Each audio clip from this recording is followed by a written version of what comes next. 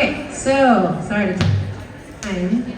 I shall introduce our amazing moderator, and she will introduce each of our speakers, each of our panelists. So we're gathered here to my right. Okay, so moderating our panel, where we're building on the ideas that you just heard, that you just engaged with, and thinking about what should Philly planning really look like.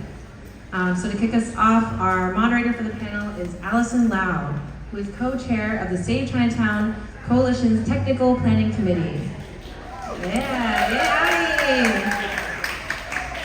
She is trained as a civil engineer and has a background in land use and environmental planning.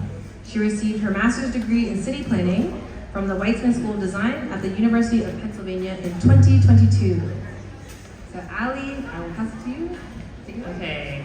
Hi everyone. I'm very excited that you're all here today. Thank you and welcome. We have a very exciting group of panelists here coming from really different backgrounds, very deep knowledge of working with the community in the community. So it's a privilege to be able to speak to them and have this discussion around reimagining Fashion District and what a people's vision process could look like. So I'm going to start off with some brief introductions. Reintroduced Taib Smith earlier. So Taib is a serial entrepreneur, history buff, and native Philadelphian. He's a founding partner at the Black-led Growth Collective, focused on accessing capital for equitable development with communities of color. He's also a partner at Smith & Roller Holdings, a real estate company that engages diverse neighborhood stakeholders, and co-founder of Little Giant Creative, an agency using design strategies to foster transformative change. In 2023, he launched Legacy Reclaimed, a 7th Ward tribute, a series of interactive experiences honoring the lost history of the 7th Ward, a vibrant epicenter for Black life in the city. Then we have Fred Engel. Fred is co-executive director of the Movement Alliance Project, which anchors the People's Headquarters. He brings 15 years of experience in social justice organizations with a deep commitment to popular education and grassroots leadership. He formerly led the Philadelphia Student Union, organizing youth to fight for better schools, and has worked on campaigns for gun control, tenant rights, and public education funding through groups like Ceasefire PA and Filipino Advocates for Justice. Up next, we have Eric De Vera. Eric is the project manager for Our Market, a multi-year public art project supporting immigrant vendors and neighbors at the 9th Street Market through creative community strategies that resist gentrification and erasure. She's the founder of Design Gym, making design accessible to all ages and skill levels, and draws from over 20 years of experience in architecture and public programming. Eric also serves on Jefferson's College of Architecture and the Built Environment Council, and was in the inaugural cohort of Philly Girls Do Good. And then finally, we have Valerie Irwin. Valerie is a longtime Philadelphia chef and social justice activist. For 12 years, she owned the critically acclaimed Geechee Girl Rice Cafe, showcasing the food of the South Carolina and Georgia Low Country. She was general manager of Eat Cafe, a pay-what-you-can restaurant in West Philly, and since 2020 has managed Farm to Families, a produce access program at St. Christopher's Foundation for Children. Valerie has served on the boards of the Southern Foodways Alliance, Wake Historic House, and the People's Kitchen, and frequently collaborates on food-centered projects with cultural institutions across the city. So let's give a hand to our panelists here.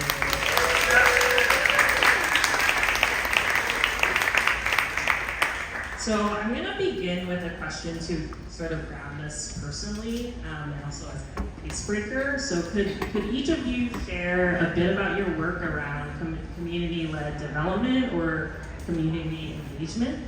And then I'd also love to hear your personal experience and impressions of the Fashion District, or formerly the Gallery, or just around the East. You can start with Valerie. All right, so I'm the person on this panel that doesn't really have a development background, but I have done a fair amount of community work. I am on on the board of a historic house in Germantown, which was built in 1699 or something like that. And one of the reasons I do that is because I want to preserve things rather than get rid of them. And you have to do that with intentionality. And besides that, I do a lot of work with food and community. That's really what my expertise is in. So, and I think sometimes people will tell me, well, I don't really know anything about food. I don't know how to cook. And it's like, yeah, but you know excellent food when you have it. And I think that's true in a lot of areas. So those of us who are not designers and maybe couldn't imagine how to get from point A to point B, when we see excellent design, we recognize it.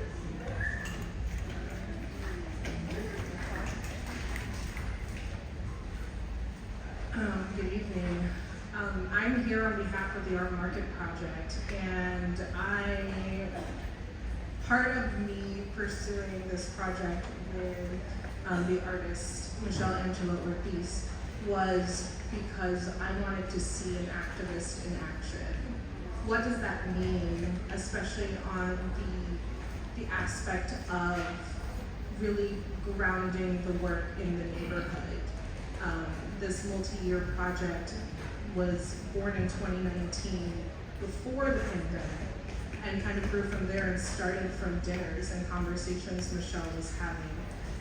And since then, we still continue to capture stories from the community.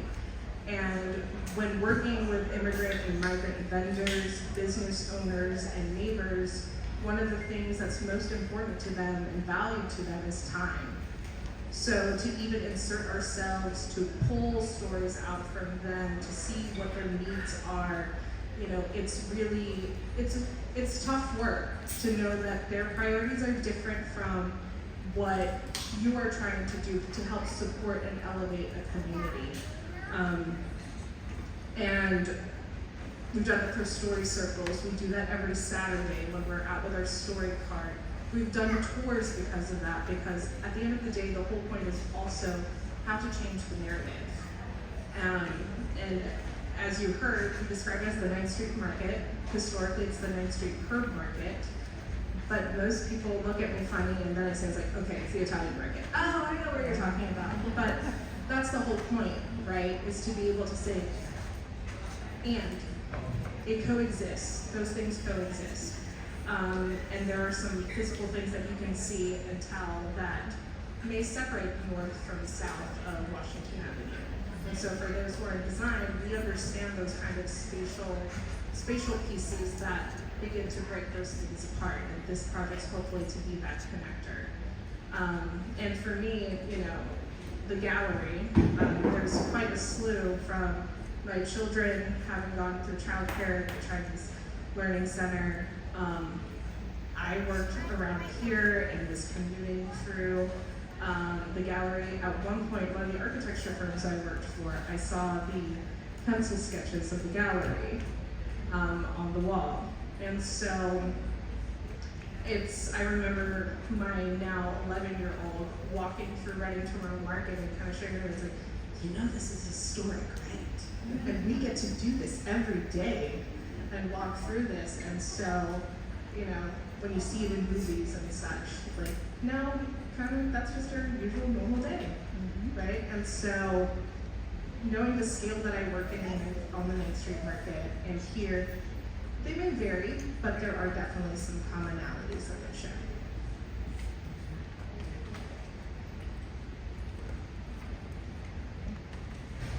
Hello. So, Movement Alliance Project, we believe that to have the kind of social movement ecosystem in Philadelphia that can win the kind of city we deserve, communities and organizations doing that kind of work need to be more connected and collaborative. And we believe that the way to do that is through offering what we call movement infrastructure. And so one of the expressions of that is our shared office space on 9th and Cherry called People's Headquarters, where we have 9 community-based organizations doing all kinds of different work make that their home. And there's a lot of really vibrant, powerful work happening out of that building, just like there's a lot of really vibrant, powerful work happening all over Chinatown in this part of the city, despite, you know, the history that we heard about earlier this evening. And so, what I want to bring to this space really is this idea of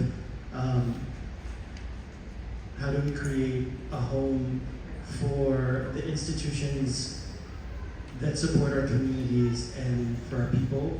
And Chinatown, Market East is one of those places that should be our homes. And one of my memories is I used to be a sneaker collector, and I spent way too much money in the gallery. Took me a decade to pay that all off, but you know, I do it again because it's all about those experiences, and I wouldn't do it anywhere else. So in regards to community engagement, I've done a series of projects. The first being the Institute of Hip Hop Entrepreneurship. I won a large grant from the Knight Foundation to create a 9-month incubator, teaching people that basically how the history of hip hop is more about innovation and entrepreneurship that influence multiple sectors, not just the music business. From there, I won another child grant from the Knight Foundation and created a 2-month art exhibit called A Dream Deferred PHL, where we created a documentary exploring 4 different neighborhoods through the lens of gentrification, Chinatown being one of them. And most recently, as was mentioned, I created something called Legacy Reclaim, the 7th Ward Tribute, where we got 1,300 people to do an hour-and-a-half walk around the 7th Ward. The 7th Ward, unbeknownst to a lot of people, is arguably the oldest Black sustained neighborhood prior to it being the community being displaced in the United States. Home to Mother Bethel, the oldest, again, most continuous Black-owned piece of land in the United States. And how that came to me, I was reading a series of books probably around 2015, and my wife, who I was dating at the time, lived in Queens Village, and I lived in Fiddler Square. And on my walk in between, I was alarmed by recognizing the names of Tiverton Temple, the history of Mother Bethel, understanding the first Black banks, the first Black theater companies, the first hospital of the Mason-Dixon line for Black people was actually on the block where I own a house now, and none of my neighbors knew it anything other than Rittenhouse. So I would ask people about these different historical markers beyond the blue signs, and I would get shrugs, and that inspired me to create a Dream Deferred. In regards to the gallery, as I mentioned on our prep call, my first memory is, I used to live in the Friends Housing Co-op in Ethan Brown. My family lived in Green Street housing projects at 8th and Green. I was playing with some friends, and we wandered up to Filbert Street now, I realized, and I was looking through some windows of a construction site, and I could see the mosaics of what is now in the train. And I was kind of blown away, like, what is this? Like, what are they building? I didn't understand what the gallery was. I wasn't reading the paper at that age. And me and my friends were like, what's going on? And that was, I think, during maybe around the time of 76 being developed. And, I've always lived in walking distance most of my childhood and adult life to Chinatown. And in 2017 or 18, I attended a think tank about the future of Chinatown, and I heard someone say that we've been here for 150 years, and this planning is for the next 150 years. And I was like crestfallen because, it's like I'm engaged in the community. I'm a civically minded person, and I was like, I can't get Germantown, 52nd Street, North Philadelphia to talk about the next 150 years of the Black community. And the people in this think tank were talking about how they look to the Black community as inspiration from our intergenerational political and community engagement. And I was like, again, you're looking to the Black community, and I'm looking at you aspirationally, you're planning the next 150 years. So I would say I've always had a lens towards Chinatown, but particularly in the last 10 years, I have been frustrated that I have lived in close proximity to a community that is also dealing with intergenerational displacement issues from more powerful sources, and there wasn't really a curriculum or a guide for me to see the similarities between our communities. And since the Dream Preferred Project, the Legacy of Plain, now, having a different lens of the activism in Chinatown, I kind of look at history like a Mad Lib. The games we used to play where you switch the words around. And I think if you look at marginalized communities, oftentimes you can just change the year or the phrase, but the same violence is being executed against all of our communities. And lastly, I'll say my frustration with the recent arena debacle is pitting the African American community against the Asian community is probably one of the greatest crimes of a political class and a business class in each other.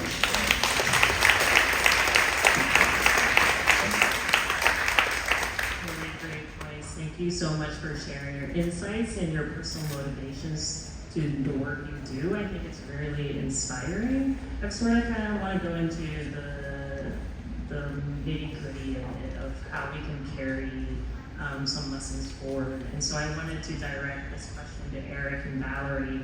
You've both worked deeply on preserving cultural memory and food access in communities under threat of displacement.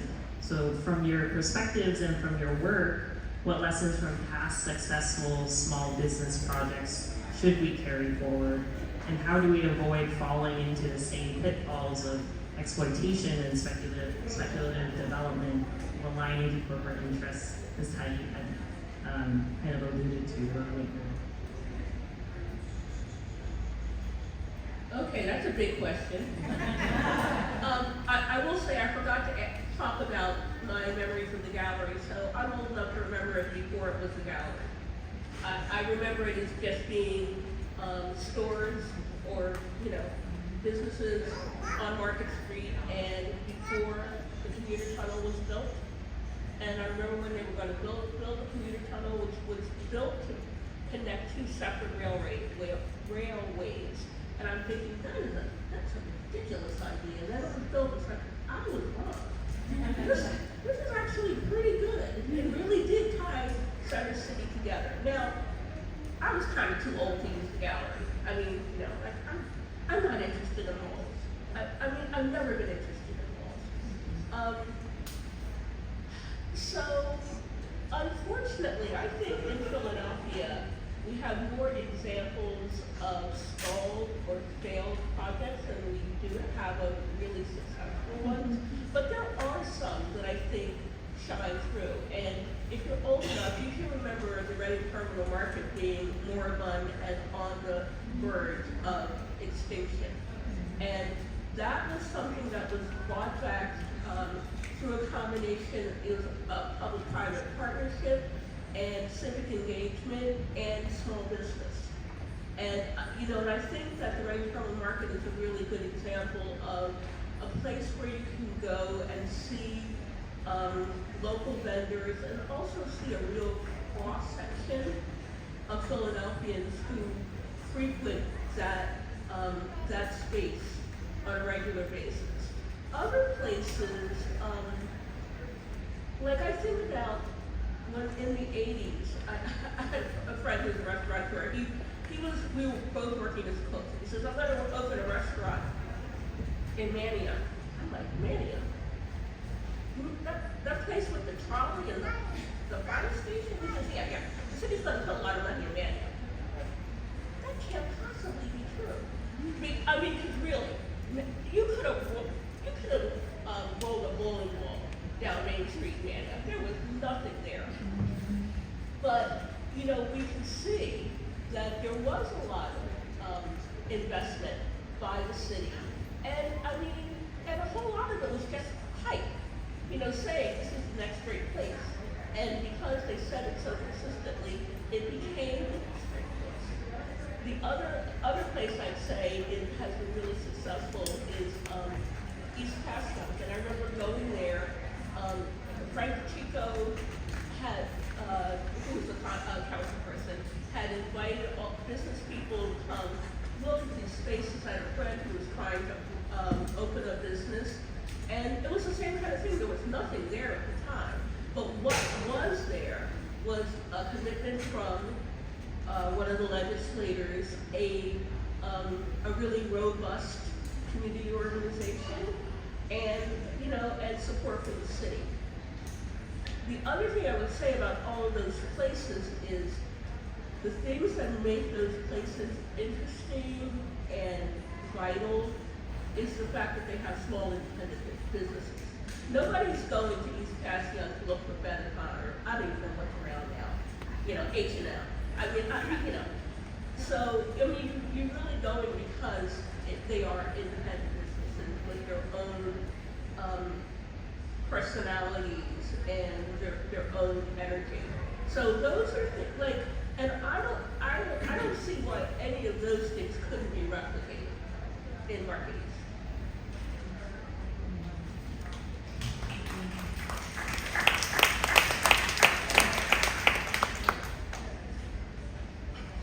It was called Market Street for a reason. And that is something that we look at when we're working on 9th Street. Because once they're gone, they're gone. And in part of this project, working with vendors, working with business owners, a lot of the things that we're doing to revitalize those stands that are down there are free of charge to business owners, to vendors. They were all through grants. And again, this is a public art project. And in my hat as the project manager, you can see the benefits of having this public art because at the street level, it includes the most dilapidated stand, that was a multi-generational business that now has new stands, new awnings, and they look great, and it kind of reinvigorates even the people who are looking around to see that there are these businesses down the street that are all of a sudden we were installing awnings last week and someone was kind of yelling, "Congratulations," as if it was the first time they opened. But but they've been there for years, and when you have the interesting part about all of this, it's not just looking at these oral histories, but also looking at what's been written in these archives. Who's been part of that narrative? And so I say that because on the public art aspect, our goal is also to actually have an archive that is more multifaceted than what we have seen already. We've gone to Temple, we've gone to the Historical Society, we see when it all of a sudden became known as the Italian market, because the Italian Men's Business Association came about. So part of that archive, that's the very factual archive. What we're starting to garner is a digital archive, an open archive where people can share their stories, their photographs of what's happening there, and then trying to see it where it falls along the timeline. And I reiterate about the art project because in one aspect, with a tour that's going through there, it's not necessarily entirely focused on food, but it's focused on, well, this family was here because of X, Y, and Z. There's this grandfather, great-grandfather that moved from whether it's Sicily to, from Vietnam. And both of them come with kind of also their traumas, but how these businesses are moving from one generation to another, or not, because the whole point was that these families moved to make for a better life. And what we've seen from talking to the groups is that now we're finding a lot of Mexicans, Venezuelans, we're getting these South American communities. And it's really exciting when the Italian communities can recognize that where those businesses are, which is south of Washington Avenue, are at the same point essentially when the early 1900s was happening, and they're starting. And what's wild at points is that there's kind of this notion of like, oh, the folks south of Washington haven't been here for that long. But I'm pretty sure 20, 40 years is a pretty long time. And so to kind of cement that, you see the public artwork, you see the murals, you see these awnings, you see these stands, you see light boxes to help light the sidewalks. But on a built environment point of view, I see it as this project has become a connector of both north and south of the market.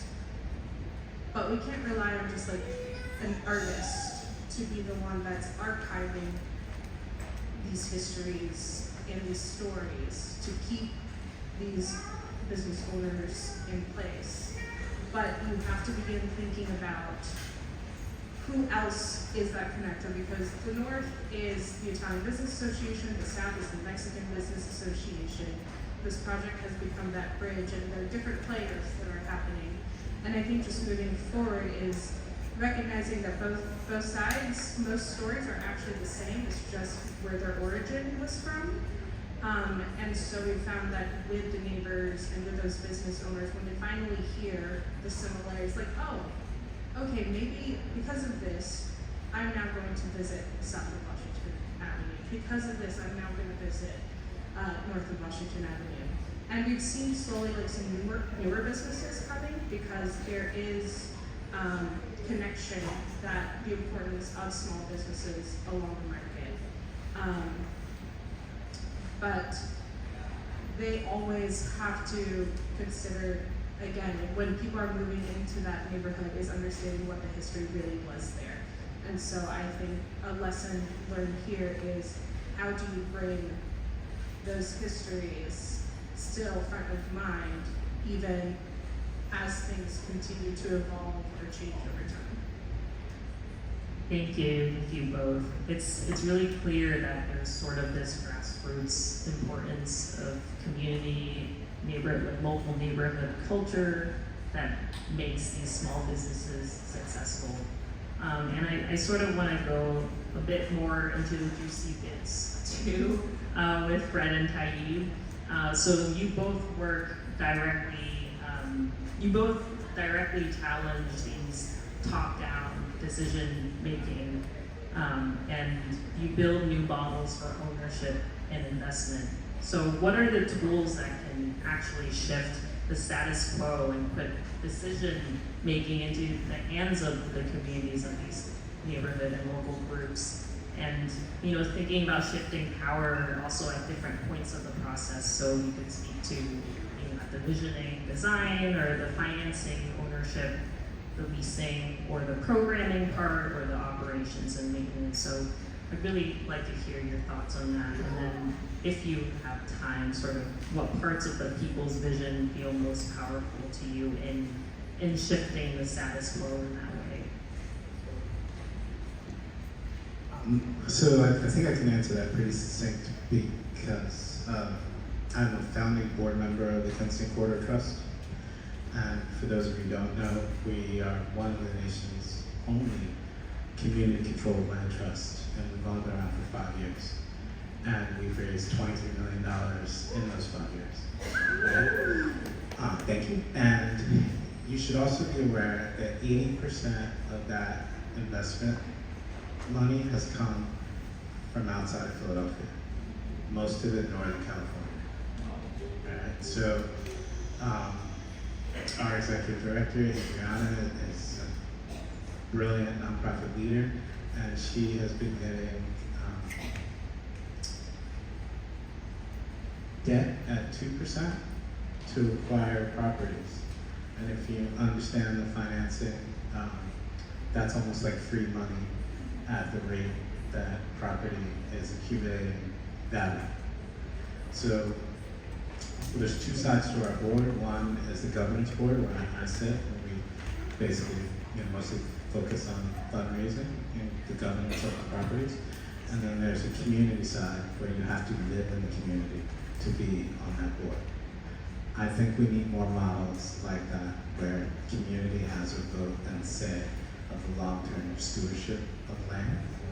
I don't know of that many other models that can fight this international onslaught of corporatocracy versus taxpayers. That would be my bet. What was the second part to your question?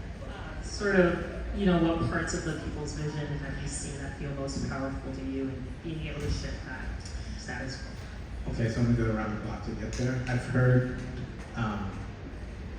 numerous people talk about the independent businesses, small businesses, family-owned businesses, intergenerational businesses.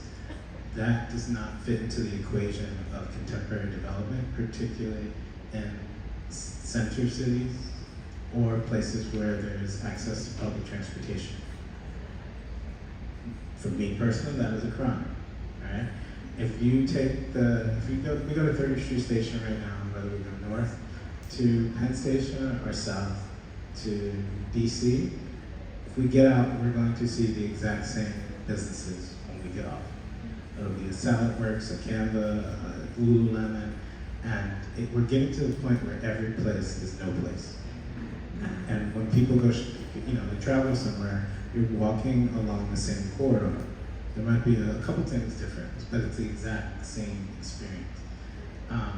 So what excites me about this is the possibility of having independent small businesses and a diversity of usages that particularly speak to being at the center of a transit hub. That's the most exciting thing I think we should be unapologetically demanding from our infrastructure, city planning, financiers, banks, and the corporate citizens who own property in close proximity.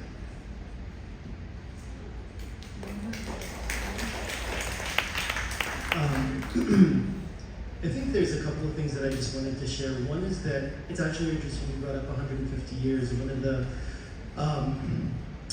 people that I'm learning from politically has this concept of thinking in terms of 7 generations, and so 7 generations ahead and 7 generations before. And so that's about exactly 150 years. And so one of the things that I think is really important about the people's vision for Market East is that hopefully not quite that far out, but it is providing us with a visionary horizon to draw people into. And I think that that is incredibly important for communities, organizations, institutions, especially in times of peril like today. And so I think offering that deep vision and vision that really comes from the needs of people is incredibly important and shouldn't be minimized. And I think the other thing that's really important is to really hone in on some of the values that are at play and the 4 principles that are underpinning the design. One of the things that is really thematic about them is that they really encourage a practical way to encourage solidarity and empathy amongst people. And that is incredibly important to hold a fight that'll take 150 years to win. It gives people a lot of hope. And it's incredibly dangerous to a lot of the people that have designs on places like Market East. And so I think that there is something kind of prefigurative about the way that these designs have been generated and how we got here today, in drawing on the wisdom of the people who live in this community, of the people who are excited about the kinds of things that we want to create here, because that is exactly the kind of cycle I think that that we're trying to generate, hopefully in the fruition of this vision for Market East, is a place where, generative things can happen.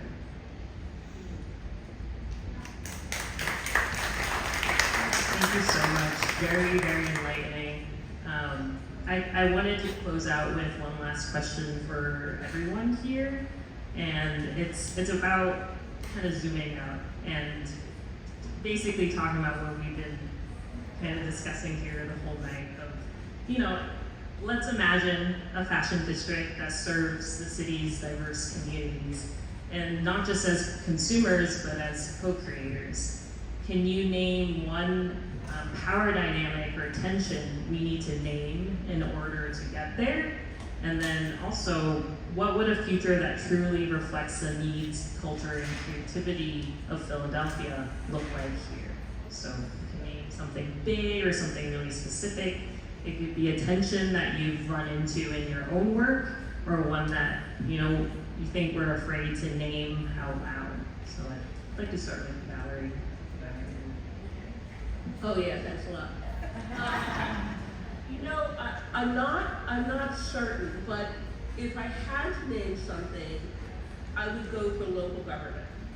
I feel like, you know, at every level, from, you know, your council person, or even, you know, even a registered community organization, to your state representative, you know, we have,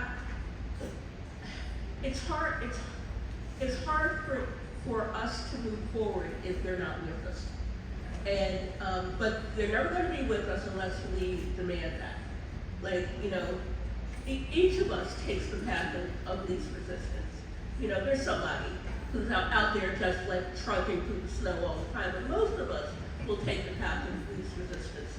So I feel like if we can bring our representatives along with us in this struggle, in this battle, in this vision, then we, you know, we have a lot more opportunities to succeed. I think a lot about, as I say, you know, I'm not a builder, I'm not a designer, but I do think a lot about when you go to a city, you know, even this city, if you're traveling around Philadelphia, if you go to another city, what places do you find attractive? Where do you want to go? Where do you want to stay? If you go to Paris, you go to Amsterdam, you go to New York, and I'm pretty sure nobody's looking for a 100-story tower.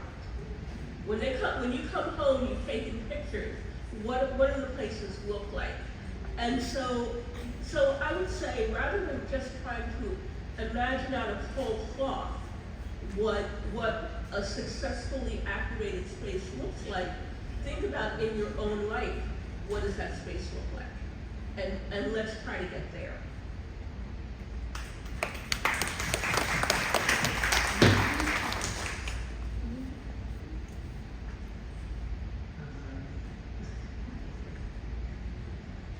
I think when it comes to tensions, definitely agree with your local, you know, your local council person. I see one right now who has definitely been one of our supporters for the Our Market project.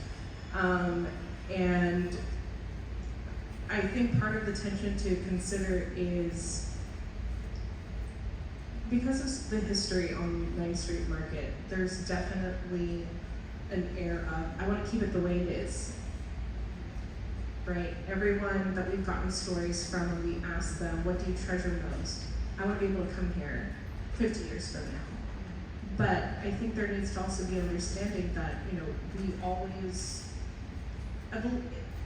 evolves. It doesn't mean it's, you know, in the 1900s, there were more stands there. Once the stands went away, they become parking. Believe it or not, as much as we talk about trash, it was also a problem in the 1900s, still not resolved. You know, so there are some things that I think in some ways, like, it's just part of the threads that make that part of the city the way it is. So, you know, because we looked into it, what does trash services look like? Because it is residential and it is commercial. So there are some things that are just is, and we have to be okay that those exist. However, also not to be, I mean, one of the newer businesses that came into the market, she's not from Philly, but the concept of being a market and storefront owner was because of their immigrant family in New York. So it's not to say that just because they're from outside, they're not going to respect the history on your street. And yes, I mean, for some of us that know, the southeast corner completely demoed and moved businesses. And I think we even talked about this on the call. At one point, there was residential, you know, towers of mid-rise with first floor commercial. It's now down to the first floor commercial. But I think it's still making sure we take up space, and that's what this project has been all about, is to take up space. We will still exist no matter what happens. So I think just to be able to understand that there are some things that we will continue to evolve and remain in place as much as possible, and to look to our neighbors, but then also consider that like our project is not going to be the only answer. There are many people in that market, you know, the know your rights stuff, like people are looking to us and we have to say like, that's not us, but we will partner with you to make that available to our community.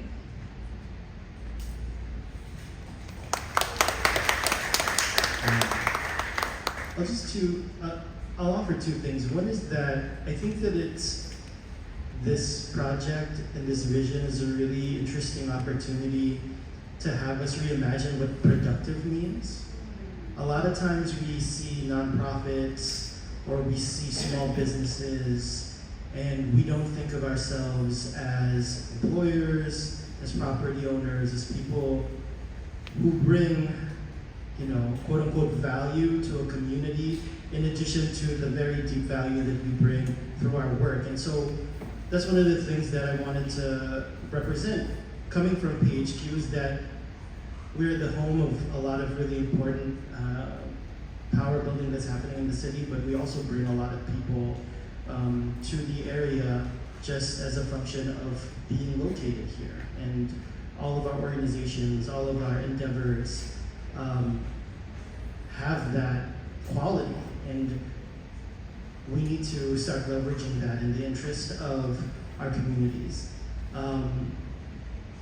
And then I think the last thing is that we just need to continue to broaden, you know, this is a great room, great group of people, and I would challenge us to keep thinking about what are the stories, what are the ways that more people in the city can see themselves in the plight of Market East, in the plight of 9th Street Market, and the plight of all of these places in Philadelphia that are fighting for their lives.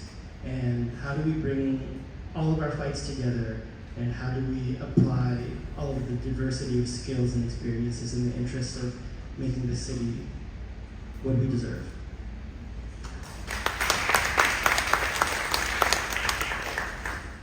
So I think the challenge, how do I say this succinctly and not get canceled? So, in no space is safe. Alright, so I'll try to push this with empathy for our council person in the room and for representatives writ large. There's an incredible amount of pressure post-2012 and Citizens United from lobbying groups and lobbyists. And policy is handed to politicians and city planners. And community doesn't have the resources to write the policy, do the legalese, hire the law firms, hire the engineers, all the different costs. And big projects like Market Street are more about the people who eat off the fees than the actual project or the end user, right? And the way that real estate development works contemporarily. I was talking to Ingo, I think left the other day, and she mentioned how people used to own a building for their lifetime or generation, and they had their name on it. And it was a point of pride as a business owner that you had a building downtown. And now the person who's developing that building is going to be out of the entity in 3 to 5 years after it's done. If you walk through your neighborhoods and you wonder why anybody would build something with that ugly siding or like poor design, it's because they not only don't live in your city, they don't live in your state, and they don't have to walk by it every day. Like, so many of us are living in the wake of decisions of people who don't have to use the product. To go back to the empathy for our political representatives, there's an incredible amount of pressure on them through these lobbying bodies and dark money to make a certain decision.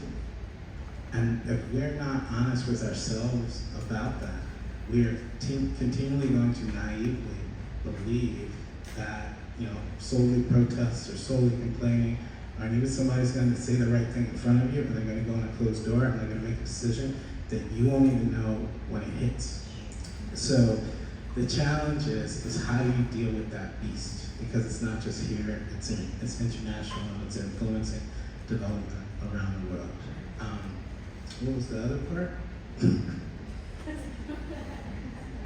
I was really enraptured by what you were saying. This was more kind of forward-looking of what a future that truly reflects the needs, cultures, and diversity of Philadelphia look like here. Yeah, in a lot of ways, and I've always felt that, since I got into development, I've been feeling like this about Philadelphia. There's a lot of different ways where I feel like this is the last stand. Like I remember when DC was Chocolate City. I went to DC for a day on the hill last year, and there was nothing chocolate about it. Right? I remember the New York that I experienced in my youth. New York is not a cool place. New York is not even that interesting to me anymore, unless you've got like fuck you money. Like New York is not a fun place to travel. So on the positive, like I feel like we still have the infrastructure, we still have the bones, and we have culture that is unique to anywhere in the United States on so many different levels, and we should invest in that. And you look at that as a treasure versus something to displace. And so I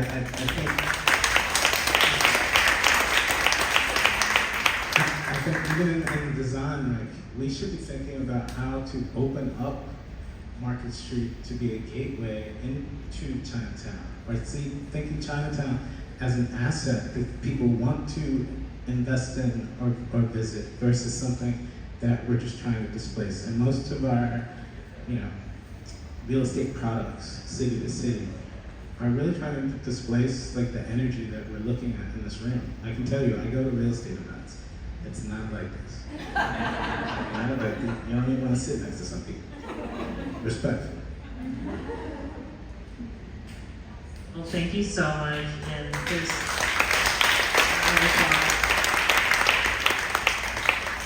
I think that there's been so much richness that's been shared here, and so many nuggets of wisdom that we can take away. I think we launch into, or we have time for some Q&A. Maybe we can start with a few, or do a few questions for the panelists.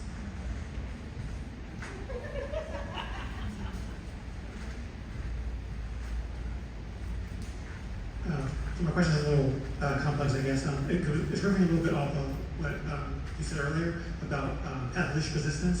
And I think that's true for most people. So my question is really about how do we avoid the trap of vanguardism? What I mean by that is like, a true people-led process devolving into a handful of the most present, the most loud organizations, RCUs, things like that, the NIMBYs and so forth, who will show up to things like this, like, oh, we represent the people, and they're speaking on their behalf, but the people are tired working at home while these vanguards are making all decisions, right? So the question is like, how do we keep people, I think it's more space, like, how do we maybe develop a shared analysis which will allow people to stay engaged permanently as a practice, not just occasionally meetings like this, right? How do we keep them permanently engaged? Ooh, how can I keep getting these questions?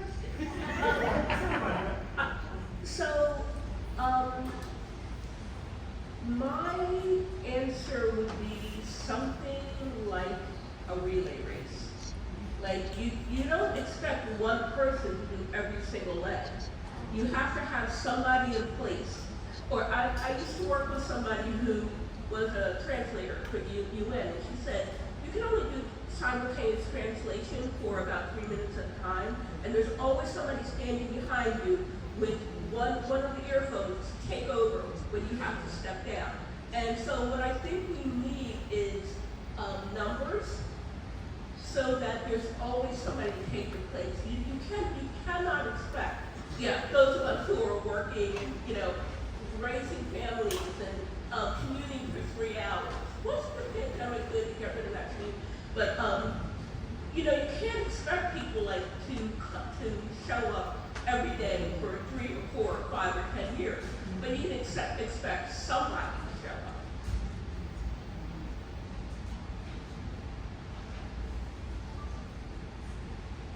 May I add to that real quick?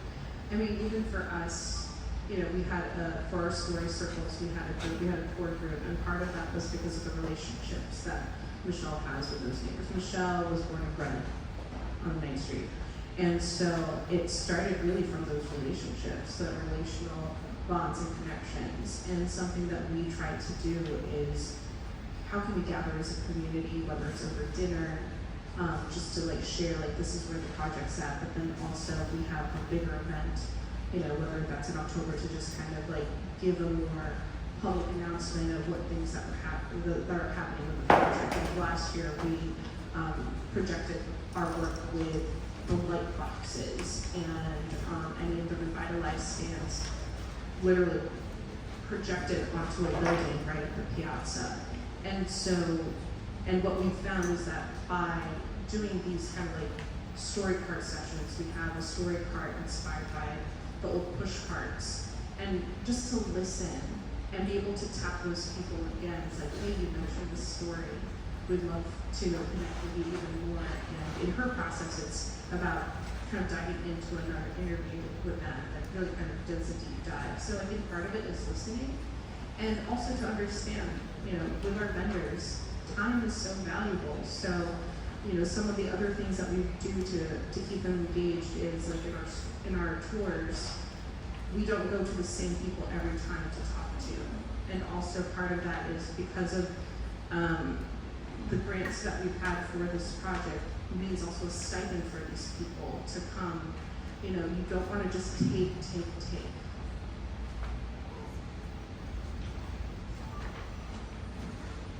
Tiny, you're not going to get canceled for this, but I want you to follow up on this idea. So if protest isn't the only place that we can get our political leadership, our local leadership, to hear us, to think about an alternative vision, whether that is community-owned trusts or community banks or, a variety of smaller businesses as opposed to giant corporate businesses. What is your advice around where this movement, the Save Chinatown movement per se, goes in terms of its relationship to capital and in terms of its relationship to city politics? Well, thank you, Amy. That was a very hard question. And I would say, a war has multiple fronts. I've probably read Sun Tzu more than anyone in my youth, and you've got to have spies. Sometimes you gotta use black magic. Sometimes you gotta conjure. To quote Frederick Douglass, power concedes nothing without demand. I told someone in the Save Chinatown movement that I wouldn't be at City Hall. I would be on the lawns of the people who are investing in the project.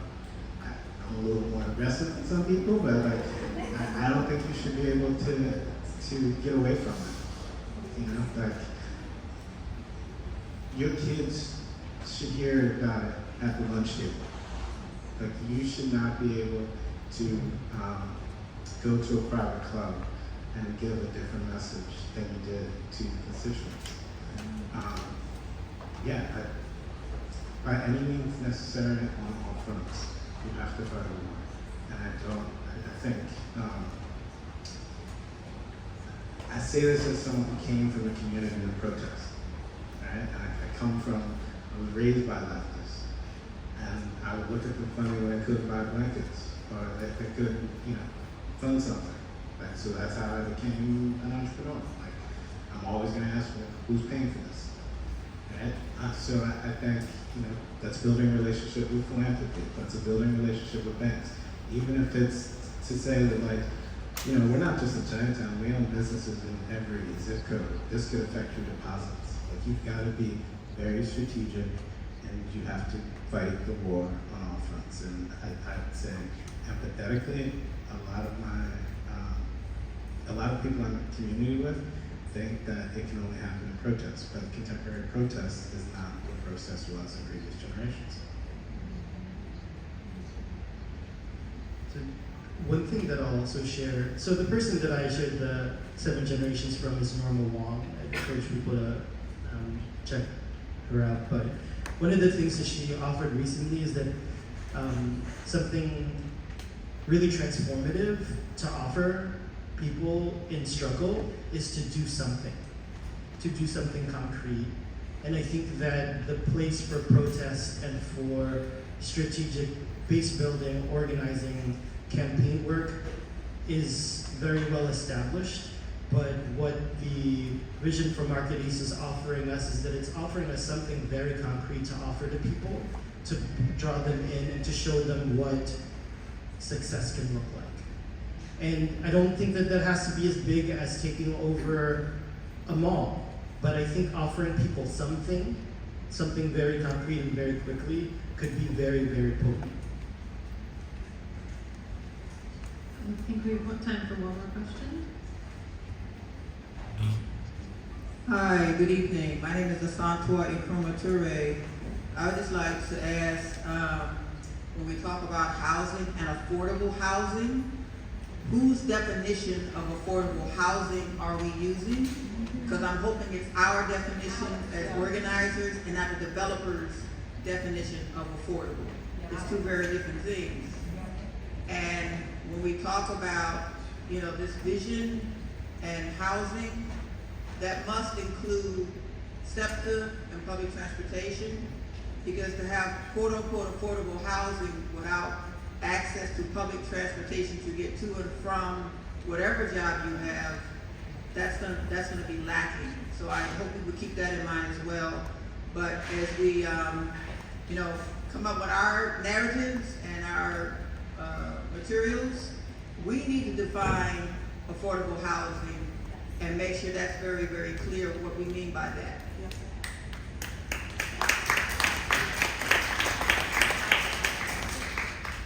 So just to respond to that, because I agree with you. And area median income is the pseudoscience that we're, as developers and real estate practitioners, are encouraged to use. But area median income is not for this particular zip code. Area median income goes all the way out to Conshohocken or further, where homes are valued at over $1 million. So I always feel conflicted about using the term affordable housing, because if I go in front of a community in Kensington and I'm talking to aunties and abuelas and I say affordable housing, that's like a pseudoscience, because in Kensington there are blocks where people make $22,000 a year, but by affordable housing, you can define something as affordable housing as people are making $65,000 a year, or $85,000 a year, or $120,000 if it's a family of 4. So developers don't make that term, but again, the real estate sector is one that uses a language that portrays the truth when engaging with people, particularly on fixed income.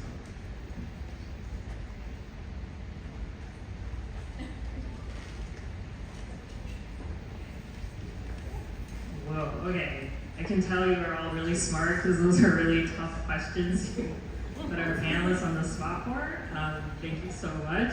Thank you all for being here. I think, I can hope that this is just the beginning of many other deeper conversations about how to build space that doesn't just include communities but are shaped by them. So thank you. Let's give another hand for Allison for moderating our panel 2. Thanks for the lovely panelists. And a good reminder, a shout out to our interpreter, Nunma, who's been doing Mandarin all night long. Thank you. So yes, we are at time. I'm going to call up anyway to give some closing remarks, bits of fire to close out our night. But thank you all for staying with us, and yeah, take it away, Debbie. Thank you. Wow. Thank you all for coming and for joining us in our shot across the bow. The Arena fight was probably the most incredible example of the problems and possibilities in this city in recent history. For 2.5 years, the attention and resources of our city government were diverted from addressing the pressing needs facing the people. It served to show in the worst possible way what happens when the voices of ordinary Philadelphians are ignored and treated as an afterthought. It also showed in the best possible way the power of people to unite and rise together. The unity that was built represents a possibility for our future, and that's why we didn't go away. Across the city, communities are under assault from capricious development and increasing governmental austerity. And we are here to present another way, an inclusive, proactive, pro-people approach to development done in concert with communities and focusing on the public good and the public need. To the developers and to the city, what we're saying today is the people aren't going away and we won't go back.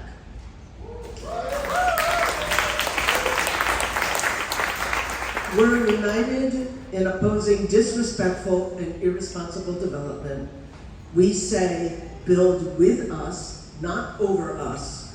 Let's work together, and let's build the Philadelphia we all deserve. Thank you all for coming.